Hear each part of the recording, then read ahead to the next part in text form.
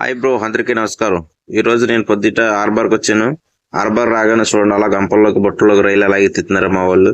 ఈ రైలు ఏంటన్నదంటే సముద్రంలో కల్లా ఈ శ్రేష్టమైన రైలు. ఎందుకంటే చాలా మంచి, ఈ చెరువు రైలు తినడం కన్నా సముద్రంలో రైలు తినడం చాలా మంచిది. ఎందుకంటే ఆరోగ్యం గురించి మనం కాపాడుకోవాలంటే మ్యాక్సిమం సముద్ర రైలే తినడానికి ట్రై చేయండి. ఎందుకంటే సముద్రంలో అన్నది ఎవరో పెంచరు, కానీ అవి మట్టి అయ్యే పెరుగుతాయి న్యాచురల్ కన్నా. కాబట్టి సముద్రం ఫుడ్, సీ ఫుడ్ తినడానికి మ్యాక్సిమం ట్రై చేయండి.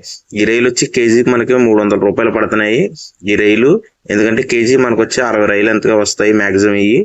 ఇందులోనే ఈ రైల్లోనే మనకి పెద్ద రైలు ఏమైనా ఉన్నాయంటే, కాస్ట్ ఎక్కువగా ఉన్నాయంటే ఇగో నేను చూపిస్తున్నాను కదా, ఇవే టైగర్ ఫాన్స్ అంటారు. ఇవి వచ్చి కేజీకి వచ్చి మనకి 5 రైలు, 6 రైలు, 8 రైలు మ్యాక్సిమం రావచ్చు. కేజీ 1500 రూపాయలు పడుతుంది ఇది.